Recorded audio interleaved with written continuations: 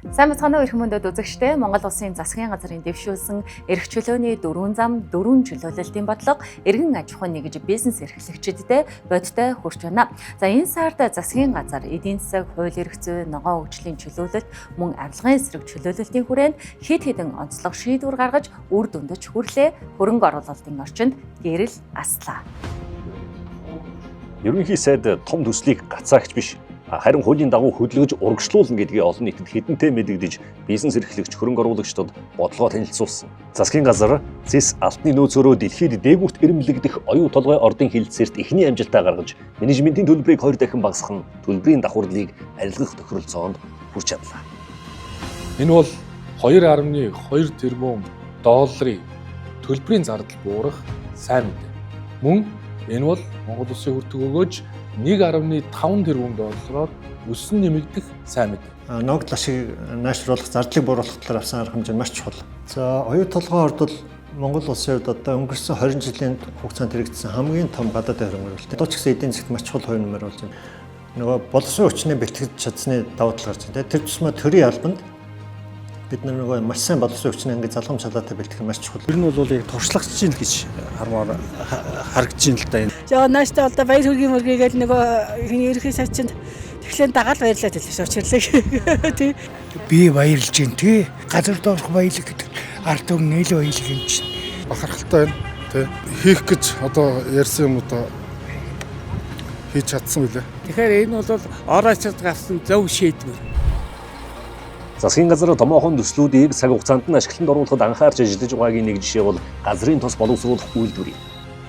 Энэ бүтээн байгуулалтыг үргэлжлүүлэх, гадаад зээлийн ашиглалт үр ашгийг нэмэгдүүлэх тухай хуулийн төслийг яаралтай хилцүүлэхээр улсын хурлд өргөн нийлүүлж батлууллаа. Үүний үр дүнд баруун бүсийн эрчим хүчний хэрэглээг бүрэн хангах Эрдэнэ өргөний усан цахилгаан станцын төсөл газрын тосны хэрэглээний 55 орчим хувийг хангах үйлдвэрийн ажил гацаанаас чөлөөлөгдлөө. Зарцуулагдах хэмжээ нь одоо жилийн одоо их бага хэмжээтэй ийм одоо хуультай байсан. Нэг жилд одоо 10 нэр төрлийн ажил хийх хэмжээний мөнгө гаргах хэрэгтэй байсан бол одоо 100 нэр төрлийн ажил гаргах хэрэгтэй болж байна л гэсэн үг. Ерөнхий сайд бүгд найрамдах энэтхэх улсаас Монгол улс руу онц бөгөөд бүрэн эрхтэлчин сайд Атул Малхарыг Гутсорбыг хүлээн авч уулзах үеэрээч үүнийг нотолж төслийг төлөвлөсөн хугацаанд буюу 2028 онд ашиглалтанд оруулахад онцгой ач холбогдол өгч байгаагаа илэрхийлсэн. Үйлдвэр байгуулах ажил эрчимтэй үргэлжилж байна. 5 дугаар сарын 25-нд үйлдвэрийн үндсэн технологийн байгууламж болох атмосферийн нэрэлгийн байгууламжийн цамхгуудыг үйлдвэрийн талбайд тээвэрлэн авчирсан. Нэрэлгийн цамхаг нь 60 орчим метр өндөр, 3.2 метрийн диаметртэй 245 тонн жинтэй байгууламж юм. Өнөөдөр бол онцгой үйл явдал тохиолж байна. За учир нь бид үйлдвэрийн талбайд атмосферийн нэрэлгийн буюу хамгийн үндсэн технологийн цамхгаа бол татан авлаа. Үйлдвэрт боловсруулагдах бүх түүхий тос нь энэ нэрлийн цамхагт орж нэрэгдэн дараагийн шатны боловсруулах байгууламжуудад ордог. Байгалийн үүс, нөөцтэй үн цэн бүртэг ашиг нэмж боловсруулах үйлдвэрүүдийн үүдийг зоригтойгоор нээнэ гэдгээ ерөнхий сайд бизнес эрхлэгчид хөрөнгө оруулагчтай уулзах үеэрээ зарласан. Ган ЗЭС боловсруулах зогсолбор нүүрс пиролизм үйлдвэр зэрэг томоохон төслүүд хэрэгжив. За тухайлбал Сүхбаатар аймгийн Эрдэнэ цагаан суманд хөнгөн цагааны аж үйлдвэрийн парк байгуулах бэлтгэл ажил эхэлсэн бөгөөд оюу толгойгоос том хэмжээтэй тус төслийн газрыг улсын тусгай хэрэгцээнд авна. Хөрөнгө оруулагчтай хийж байгаа хилцээ идэвхтэй үргэлжилж байна. 15 мянган хүний шинэ ажлын байр, 63 мянган шууд бус ажлын байр бий болгохоор засгийн газар инхүү ажиллаж байна. Бүтээн байгуулалтууд төр хувийн хвшлийн түншлэл, гадаадын хөрөнгө оруулалт харилцан итгэлцэл дээр үндэслэх бөгөөд төсөвт нэмэлт ачаалал үүсэхгүй. За засаг энэ ажлуудаа ингээд тунхаглалчлаа. Одоо залгаа их чухлаа. Залгаа гэдэг нь энэ танхимууд, аж ахуй нэгжүүд бидэрт юу чөдөр тушаа болж байгааг сайн мэдж байгаа улсууд өөрсдөө араас нь залгаагаа хурдан игээд хамтдаа энэ чөлөөлөх ажилд оролцох юм бол бид нар эдийн засгийн эрх чөлөөг бол мэдэрнэ. Төгс үйлдэлт нийцсэн гэж хэлж болохоор энэ мэдээллийг бол сая хийлээ. Юу хийх ёстой вэ гэдэг тэр алхмуудыг хэрэгжүүлж хэлсэн байна. Тийм учраас энэ бас илүү үр дүндээ байж чадах болов уу гэж бодож байна. Ямарсан бусад одоо улс төрийн бүлэг одоо хүчнүүд ингээд ажлын хийлгээд өнөөдөр ярьсан зүйлүүдийнхээс үр дүн гаргаасаа гэж хүсэж байна. Төр засгийн үйл ажиллагаа доктортой байх л өөрөө гадны хөрөнгө оруулагчдыг татах үндсэн их усүр байдаг. Байгалийн баялагын өрөөгөөж ард иргэдэд илүү их очих чиглэлд үр дүн гарч ирлээ. Ерөнхий сайд стратегийн ач холбогдол бүхий ашигт малтмалын орд эзэмшигчтэй уулзсан. Засгийн газар стратегийн ач холбогдол бүхий ашигт малтмалын орд түүний үүсмэл ордын төрийн эзэмшлийн хувь хэмжээг тогтоож, үндэсний баялагын санд хуваарлж, газрын хэвлийн баялагын өрөөгөөжийн дийлэнхийг ард түмэнд хүртээх зорилгоор хуулийн төсөл боловсруулж, улсын хурлд нэг яралтай гормоор өргөн мэдүүлэхээр цогцсон юм. Тэгэхээр энэ шийдэл бол зөв шийдэл байна гэж харагдаж байгаа. Яг тэгвэл хин нэг ялгарлахгүй нийтлэг үйлчлэх зарчим. 55 орд газрыг одоо уулуурхаан яамд ингээд ревиз хийх юм бол ашигт ажиллагаа гэдэг нь ердөөсөө олон янз байж байгаа. Тэгэхээр хэдэн яг 60% хүрэх юм бэ гэдэг дээр бас дүгнэлт анализ хийх нь бол зөв байх. Эсвэл ерөнхий сайд ингээд хурдтай тэгээ хоёрдугаар цагтаар ингээд ялгарлахгүй гэд энэ ажиллаж байгаа энэ арга барил бол их одоо таалагдж байгаа гэдгийг хэлмээр байна. Тэгээ бусад орнууд дээр нийгмээ өгөөж гэж тооцдог. Тэрэн дээр жишээл ажлын байр гэдэг ч юм уу. Тэг тиймэрхүү юм байх уугүй юу гэсэн асуулт байгаа. Засгийн газар стратегийн 16 орд газраас 8 орд газарт төрийн эзэмшлийн хувь хэмжээг тогтоосон. Үлдсэн 8 орд газарт хувь хэмжээг тогтоох хэлцээр эхлээд байгаа юм. Мөн засгийн газар төрийн өмчт компаниудын засаглалыг сайжруулж, цаашид зөвхөн ашигтай төрийн өмчт компаниудыг ажилуулах бодлого барьж байна. Энэ хүрээнд Эрдэнэс Монголын харьяа 10 компанийг татан буулгалаа. 260 давхарсан орон тоогд танаж 67.3 тэрбум төгрөг хэмнэлээ. Өнөөдрийн засгийн газрын хурлаас Эрдэнэс Монгол компанийг үндсэн хууль заасан чиглэлээр бүрэн үйл ажиллагаагаа төвлөрүүлж, хөрөнгийн удирдлага, гадаад дотоодоос хөрөнгө оруулалт татах, IPO гаргах энэ чиглэл рүүгээ одоо өөрчлөлт зохион байгуулах гэсэн юм шийдвэр гаргаж байгаа. Төрийн өмчт компаниуд өндөр шилэн барилгад өндөр түрээс төлдөг байдлыг зогсооё гэж. Чингис хаан үндэсний баялагын сан нь Эрдэнэс Монгол нэгдэлтэйгээр нэгтгэгдэж, Чингис хаан үндэсний баялагын сан корпорац болон илүү далаацтайгаар гадаадын хөрөнгө оруулалтыг Монголын стратегийн ач холбогдолтой төсөл хөтөлбөрүүдэд оруулж ирэх иргэдэд хэрхэн бодит үн цэнийг нь хүртээх юм бэ гэдэг чиглэлээр хамтарч ажиллах болсноо маш баяртай байна.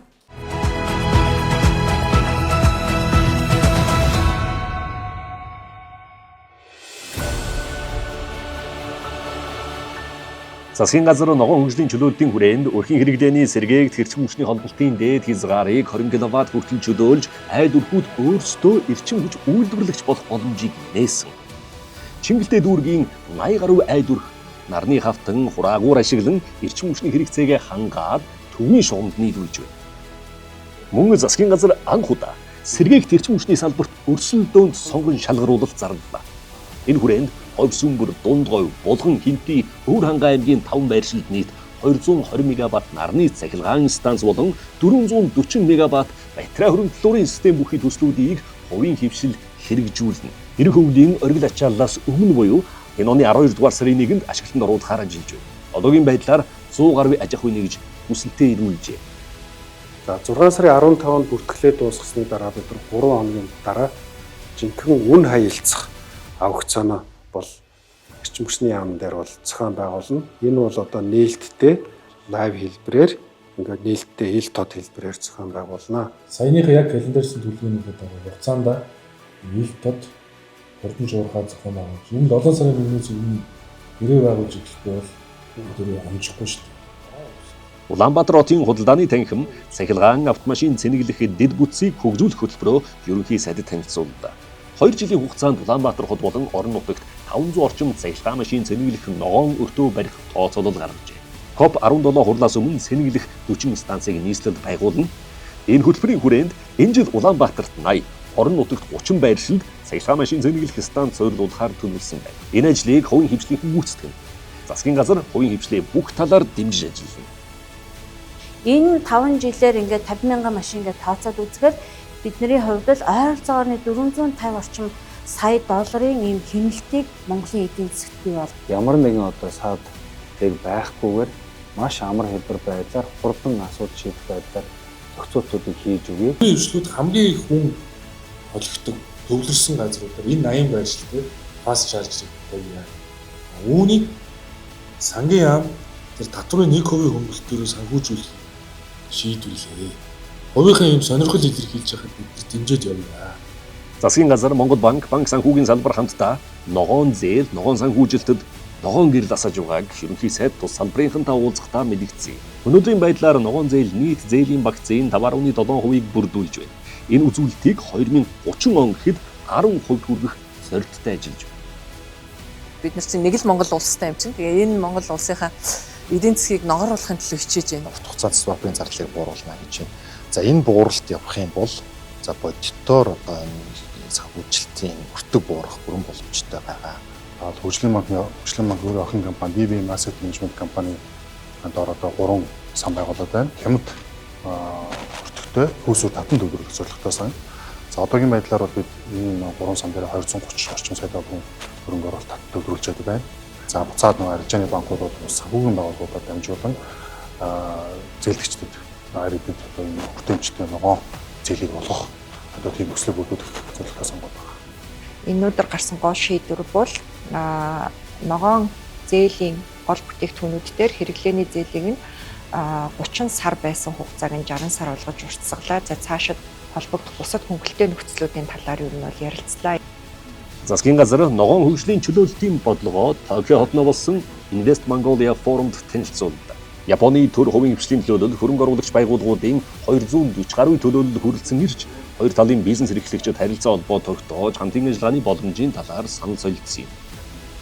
Япон улсын сонирхол нь юу байна гэхээр цэвэр хямдхан найдвартай ийм эрчим хүчийг Монголоос авъя. Авахтаа бизнес эрхлэгчдийн хүрээнд дээрээс нь Япон улсын засгийн газрын төвшөнд бол ойлголцоод хамтарч ажиллахаа бол тохироод явж байгаа. Цэвэр эрчим хүчээр эрчим хүчний технологи бол хурцтай хөгжиж байна. Япон улсын технологиг Монголд нэвтрүүлэх, Японы хөрөнгө оруулагчдыг мэргэжилтнүүдийг урьж оруулах гэдэг ийм томоохон ажлууд байна. Ногоон хөгжлийн чөлөөлөлтөд гэр орондын яндагийн тоог сөөлөх бодлого багтана. 6% хүүтэй ипотекийн зээл хамрагдахаар 47 мянган зээлдэгч дугаарлан хүлээж байна. За тиймээс Монгол банкнаас ипотекийн санхүүжилтийн журамд өөрчлөлт оруулж ипотекийн бүтээгдэхүүнд олон төрлийн сонголт бий болгоно. Тухайлбал орон сууцны үнийн 50%-ийг ипотекийн зээлээр шийдэж, үлдсэн 50%-ийг түрээслээд өмчлөх хэлбэрээр тооцож нөхцөлийг зөөлрүүлэх юм. Холбогдох байгууллага банкудаас санал авах төвшөндөө явж байна. Энэ саналыг цэцлээд бид нар энэ дээр шийдлээ гаргана. Эдийн засгийн бололцоон дээр сулгуураа сонголттой байна гэдэг бол залуу гэр бүл нэлээд боломж олгож байгаа л гэж ойлгож байна. Монгол тулгамжийн асуудлуудыг ялчгүй гэр хороол болон хутааны асуудал байдаг. Тэгэхээр яндангийн тав ч гэсэн тодорхой хэмжээнд буурах гэж бодсон. Хүн болгоны амьдарч байгаа нөхцөл байдал, хөдөлмөрийн нөхцөл байдал харилцаа адилгүй учраас аль бол гоёа хатан байх нь зөв л байх.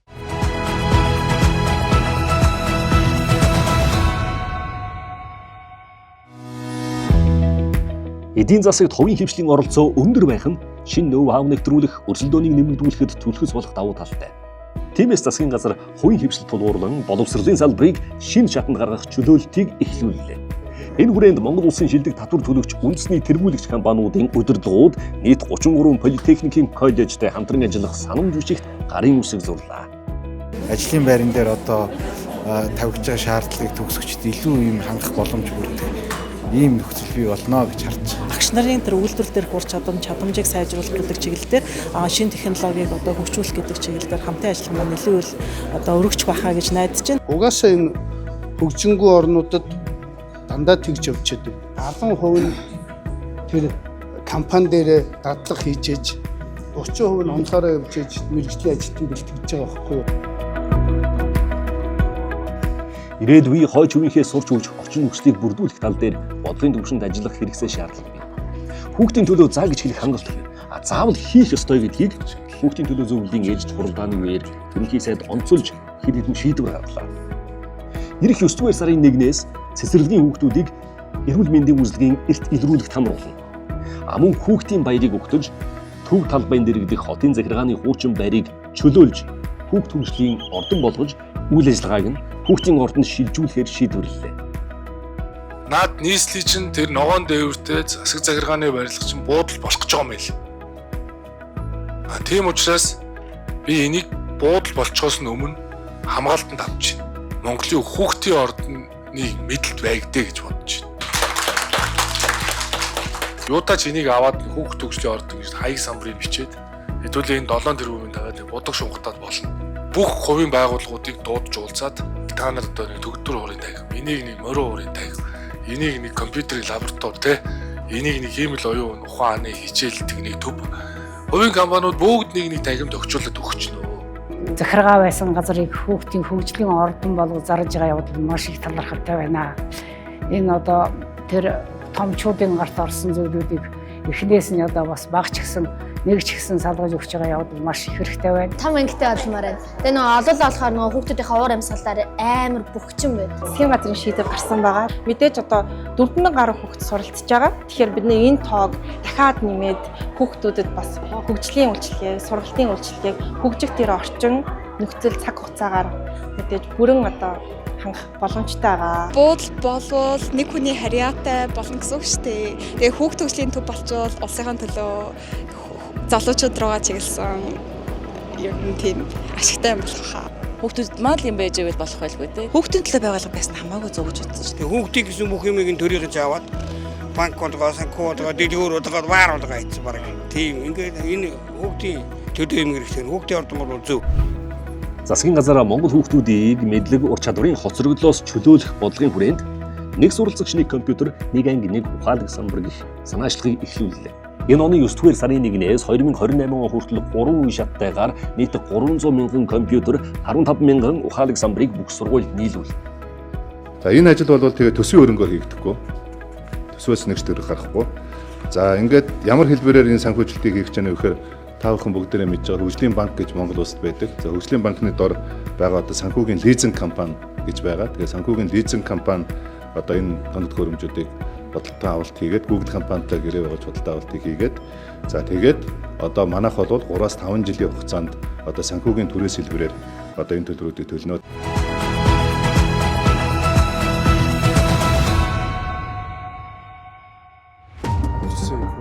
Иргэн аж ахуйн нэгж бизнес эрхлэгчтэй татварын дарамтаас чөлөөлөх 4 гол хуулийн төслийг засгийн газраас улсын хурл дүргэн мэдүүлсэн. Эдгээр хуулийн нэмэлт өөрчлөлт нь хөдөлмөрлөж хийж бүтээж байгаа хэн бүхнийг хөнгөлөлт чөлөөлөлтөөр дэмжих бодлогын өөрчлөлт гэж хэлж болно. Жишээлбэл иргэн та сарын 2,792 мянган төгрөгийн цалин авдаг бол 792 мянган төгрөгөөс хувь хүний орлогын албан татварыг 100% чөлөөлвөл ингэснээр жилийн эцэст 950 мянган төгрөгийг гар дээрээ буцааж авах тооцоолол гарч байна. Энэ нь хөдөлмөр эрхэлж цалин авч байгаа бүх хүнд хамаарна. Мөн иргэн өөрийн өмжилсөн орон сууцаа худлан борлуулсан тохиолдолд үл хөдлөх эд хөрөнгө борлуулсны 2% албан татвараас чөлөөлүүлэхээр хуулийн тусгасан. Улсын хэмжээнд 190 мянга орчим аж ахуйн нэгж татвар төлдөг. Үүнээс 95 орчим хувь нь буюу 180 мянга орчим нь жижиг дунд бичил бизнес эрхлэгч байна. Эдгээр аж ахуйн нэгжийн борлуулалтын орлого нь жилийн 1.5 тэрбум бол 1% татвар төлдөг байсныг нэмэгдүүлж 2.5 тэрбум хүртэлх орлоготой компаниуд 1% татвар төлдөг болохоор хуулийн төсөлд тусгаад байна. Мөн нөөц төлөгчийн босгыг 50 саяас 400 сая болгоно. Үүний үр дүнд 23,500 орчим нөөц төлөгч бизнесээ тэлэх орон зай үүсэж байгаа. Эдгээр одоо татврын нэмэлт өөрчлөлтүүд батгсан тохиолдолд нийтдээ 2.2 их 80 төгрөгийн одоо татврын орлого маань иргэд аж ахуйн нэгжтэй нэмэгдэх нэ. За хуулийн өөрчлөлтийн гол зорилго нь ерөөсөө бага дунд орлоготой өрхүүдийн орлогыг хамгаалах, за аж ахуйн нэгжүүдийн ашигт ажиллагааг одоо илүү ашгийг одоо нэмэгдүүлэх, хамгаалах гэсэн ийм чиглэлээр бол одоо хуулийн гол өөрчлөлтүүд хийсэн байгаа. Одоо бүх нийтийг хамарсан шинж чанартай дэмжлэг болж чадах байхаа гэж үзэж байна. Өнөөдөр хувийн хвшлийг дэмжсэн эдийн засгийн хөгжлийн загварыг бид 10 хэдэн жил ярьж байгаа боловч төр төвтэй загвар руу бид яваад байгаа. Эннээсээ татгалцсан татврын реформыг бид хийх ёстой. За татврын хүү алдан тооцож байгаа дээр хэд өндөр татвар тогтоохгүй байна, 50% дэш гарахгүй гэсэн ийм хязгаарлалт тогтоож байгаа сайр гэх мэтээр ингээд яг одоо энэ хуулийн санаачилж байгаа хүрээнд бол зүг байна. Хөдөлмөрлөх чадвартай боловч татвар төлөгчдийн мөнгийг халамж болгон хүртдэг иргэдийн хөдөлмөр эрхлэлтийг дэмждэг тогтолцоонд шилжих зайлшгүй хэрэгцээ шаардлагатай. Энэ хүрээнд нийгмийн халамжийн тухай хуулийн шинжилсэн хариуцлагын төслийг улсын хурл дүргэн мэдүүлэхээр бол мөн хөдөлмөр нийгмийн түвшлийн 3 талд 2026-аас 2028 оны улсын хилцээрийн агуулгач хөдөлмөр эрхлэлтийг дэмжихэд чиглэжээ. Энэ ойрын 3 жилийн хугацаанд бол хөдөлмөр эрхлэлтийг жил бүр 1 пунктээр нэмэгдүүлэх ийм зорилт тавьж хийж байгаа. Үндэсний хэмжээний салхи улсын бодлогын баримт бичгийг одоо боловсруулан баталж мөрдүүлье гэдэг дээр санд нэгдээд байна. Ингэснээрээ ер нь одоо урт болон богино хугацаанд яг Монгол улсын хэмжээний эдийн засгийн салбар болгоны салхи улсны асуудлуудыг шийдвэрлэх тийм механизм маань одоо бий болно гэж харж байна.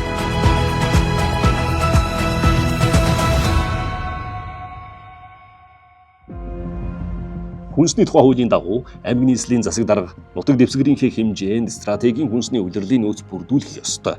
Өнгөрсөн жил нийслэл 8,000 тонн мах нөөцөлж байсан. Харин энэ жил 5,000 тонн мах нөөцөлжээ.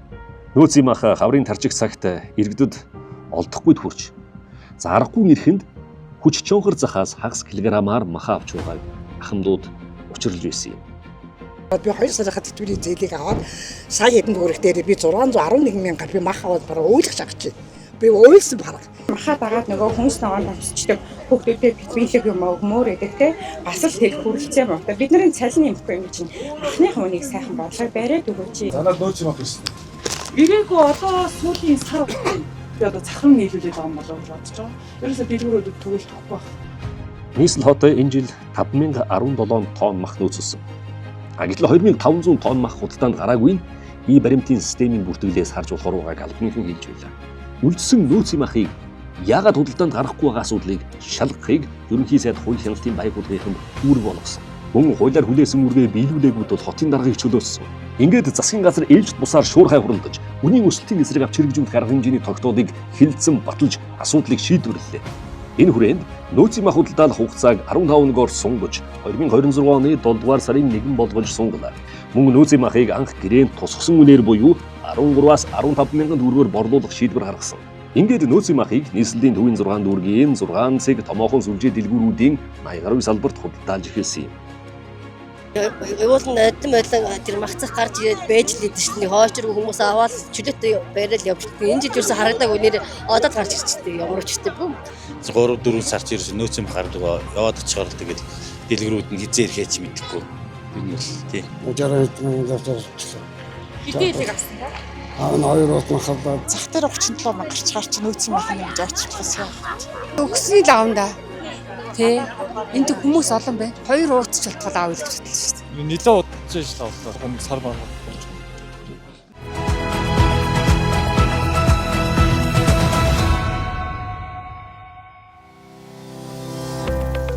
Стратегийн хүнсний нөөц хангамжийг бүрдүүлэхэд засгийн газар онцгой анхаарч байна.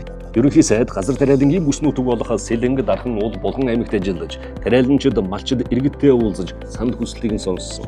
Энэ үеэр Зээлийн Батлан даалтын сангийн их бүс үрийг орийн хугацаанд нэмэгдүүлж, аж ахуйн нэгж тариаланчдаа дэмжиж ажиллах үүргийг хүнс хөдөө аж ахуйн хөнгөлөлтийн сайд өглөө. Булган аймагт болсон хойд бүсийн хөдөө аж ахуйн үйлдвэрлэл эрхлэгчдийн уулзалтын үеэр салбарын экспортыг чөлөөлтийн бодлогоор дэмжиж ажиллахаа ерөнхий сайд мэдгдсэн юм. Цаашид одоо монголоороо үйлдэх хамгийн одоо гол салбар бол манай хөдөө аж ахуйн салбар. Бизээ татаас өгөө дуусаад үр дүн гарах юм бэ. Тэгэхгүй бол эцэст төгсгөлгүй татаас юунд төрөх вэ гэдгийг хэлээд байгаа. Тийм учраас энэ татаасын дэмжлэгүүдээр бол тодорхой бодлогоо дэвшүүлэхэд ажиллаж байгаа.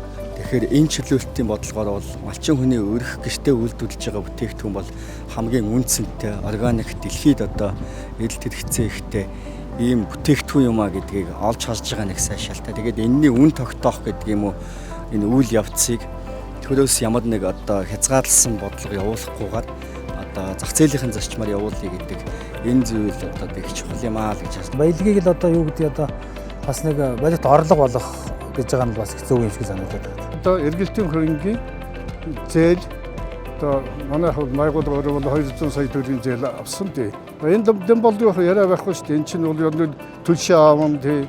За тэгээд үрээ аавн. Засгийн газар хаврын тариалтад зориулж 7 сая литр түлшийг литрийг нь 3,400 төгрөгөөр нийлүүлсэн. Мөн хөнгөлтөө зээлийн хэмжээг 70 тэрбум төгрөгөөр нэмэгдүүлж 200 тэрбум төгрөгт хүргэсэн юм.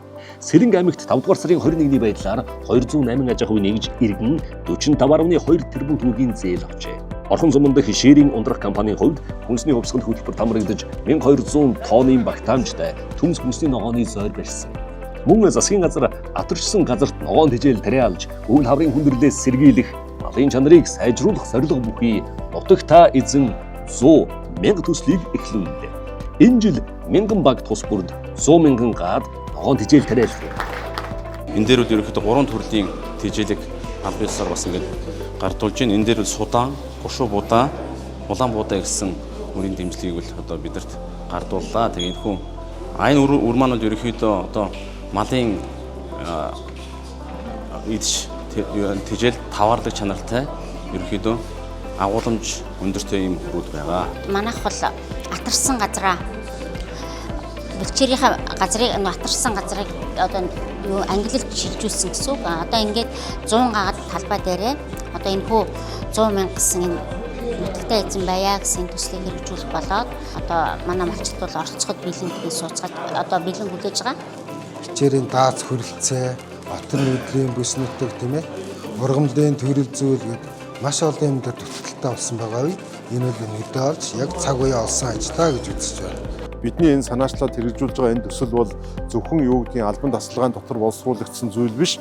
Энэ бол Монголын одоо мал аж ахуй төр дундаа одоо хөдөөний суманд ингээд эхнээсээ хэрэгжээд үр дүн гарч байгаа ийм зүйл. Тэгээд энэ ингээд амжилттай хэрэгжихийн хэрээр малчид энэ одоо төсөл дээр ингэж бүгдээрээ нэгдэж, нягтарч хамтдаа хамтын хөтөлбөрийн үр шимийг үзэж байгаа энэ одоо ололттой талыг л мал аж ахуйн салбар руу өшөө төвөн дэлгэрүүлэх ийм ажлыг хийж байна. Засгийн газар энэхүү иргэн бизнес эрхлэгчид хөрөнгө оруулагчдад таатай орчин нөхцөлийг бүрдүүлэхээс гадна хөгжлийн хөдөлгөөгч хүч болох хүн амаа өсгөх гэр бүлийн доктортой байдлыг дэмжихэд анхаарч байна. Энэ хүрээнд гэр бүлийг дэмжих тухай анхдагч хуулийн төслийг улсын их хурлд өргөн мэдүүлэхээр шийдвэрлэсэн юм а. Монгол Улсын засгийн газрын дэвшүүлсэн эрх чөлөөний 4 зам, 4 чөлөөлөлтийн бодлогын хүрээнд гарсан онцлог шийдвэрүүдээс үзэгч та бүхэндээ танилцууллаа. Дараагийн нэвтрүүлгээр иргэн улзээ анхаарлаа хандуулсанд баярлалаа.